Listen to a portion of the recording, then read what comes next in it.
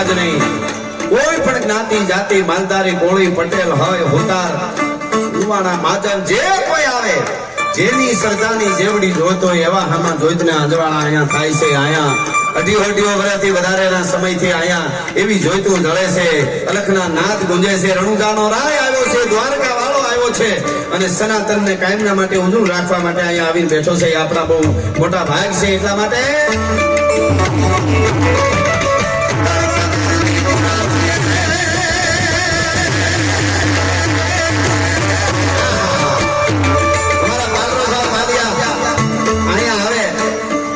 પાણી કરે અને પછી એને મોજ આવે એટલે દોહા કે મેઘ આજે મોરા તણો જીવ ગોળાએ જેમ તમને ભાળીને તેમ મારો આત્મ રાજી ઉનડા.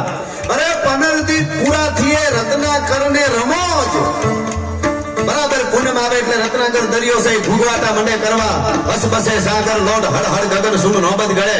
એને તો 15 દી એકવાર મોજ આવે અને પાળિયાદના ઠાકર ને દીમાં 3 વાર મોજ આવે.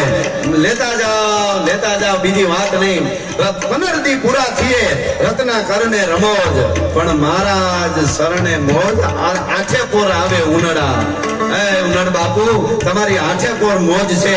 અને કીધું કવિરાજ માગી લ્યો. અને તેથી અને પાલરુભાનો અભણ ચારણ પણ કેવા દુઆ લખાયા. હા, એવા દુઆઓ પાલરુભાના છે કે આપણે આમાં કઈ કહી જાય એમ. હા, અમારા કુળનું અલગ કેશવ નથી કામ. હા અમિતભાઈ, પણ તું રીજતો હોય તો રામ, હું હરણાઈ વગાડું સાંભળા. કેવા એમણે દુહા કીધા છે. પણ એ ભલે પટગીરના દુહા જ્યારે પાલરુભા બોલે, એક દુઓ બનાવે ને એક ગામ ભાંગે, એક દુઓ બનાવે ને એક ગામ ભાંગે. અને અંગ્રેજ સરકારે ગાયકવાડ ને કીધું ને ગાયકવાડે બે બાજુથી ભેટમાં લીધા કે આને ગમે ત્યાંથી પકડો. અને અહીંયા ઉનડ બાપુ પાસે આવે અને ઉનડ બાપુએ કીધું કવિરાજ જોઈએ માગી લીધો, બીજું કઈ નહીં, હું ભાળે નહીં, મને પોલીસ વાળા ભાળવા ન જોઈએ. આ કઈ તાકાત હશે? અસ્તિત્વ તમે કોઈક દી વિચાર તો કરજો. પછી તો ખાખી લુગડું ભાળે એટલે એમ કે જે પાળિયાદના ઠાકર એટલે ઓલા ભાળે જ ને પહેરતું હોય. પાલરુભાઈ ભાડા આર્યા કેમ કેવડી મોટી વાત એમ. એટલે પરસંદા તોપુના પડે અને ધકતી ધુવાડે પટકીર પડકારે તારે આફા ધણે એ ભલા એક દુવા એક કામ ભાંગે. અને એ જે પરંપરા છે. પણ સાહેબ આજ સુધી વચન સિદ્ધ પુરુષોની તાકાત કેવી હોય. અહીંયા મોટો સમયો થાય વખતે તો વરસાદ ઉટાણો હોય, વરસાદ તોળાઈ ગયો હોય ને 50,000 માણસ ભેળા થાય અને પાળિયાદનો ઠાકર ને બધા આવીને એમ કેતો કે એ તો અહીંયા હાજરી દેવાનું પ્રસાદી લેવા આવ્યો, 2 ફોરા 5 ફોરા પડશે ને હોયો જાય. તો અહીંયા મેં આવીને પાછો હોયો પણ જાય. અને ઈનાય પાછા ઉનડ બાપુ ઝાલાવાડમાં પધરામણી કરવા જાય અને પધરામણી કરવા જાય ત્યાં કોઈ ઉનાળામાં એમ કે બાપુ જરા કયો આપણો ડાયરો મહારે બહુ કરે ને વરસાદ કેદી થાય હવે ઉનાળામાં. એટલે કીધું હું તો ઠીક પણ આ ઢોલી છે ને એને કયો તમે આ કાનીઓ ઢોલી છે ને ઈ હોત કહી દે વરસાદ કેદી થાય. હવે ઈ બોલતો જ નતો, એ મોઢેથી બોલો શબ્દો ને બોલતો જ નતો. જે બોલી નતો હતો ઢોલ ભારી વગાડતો એને બોલ્યો ને ઈ બોલ્યો. એક વાર, બીજી વાર, ત્રીજી વાર કીધું બાપુએ બોલ કેદી મેં થાય ઉનાળામાં.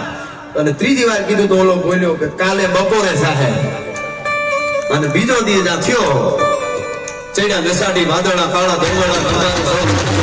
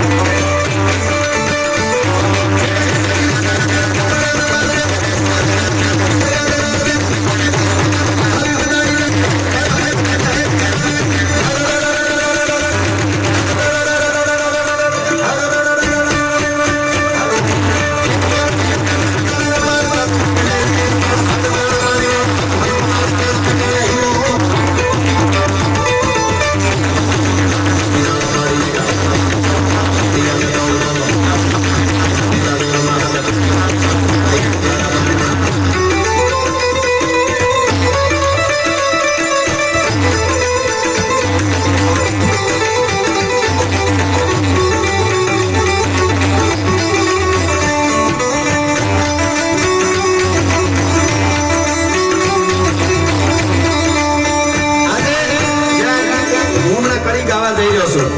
સબરી તો રામની રાહ જોતા હતા, પણ આજ પૂજી બામાં જ્યાં જ્યાં જાતા હશે ને આગળ ફળીએ તો બીજું ફળ્યું એની એવી જ વાટ જોતા હશે કે અમારા આંગણે પાળિયાદના ઠાકરના પગલા પડે છે. એટલે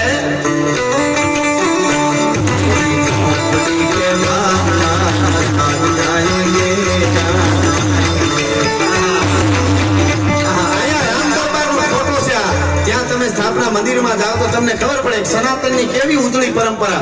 અને આ પાળિયાદની પરંપરા લક્ષ્મણ બાપુ 200 વર્ષથી લક્ષ્મણજી બાપુનું મંદિર પૂરું ન થાય અને અયોધ્યામાં રામ મંદિરનો ધ્વજ ફરકાય, અયોધ્યામાં રામ મંદિર બને અને અહીંયા લક્ષ્મણ બાપુનું 200 વર્ષ પછી મંદિર પૂર્ણ થઈ જાય. આ લક્ષ્મણ જેતીનું નાનાથી મોટું પ્રમાણ કેવું હોય શકે. એટલા માટે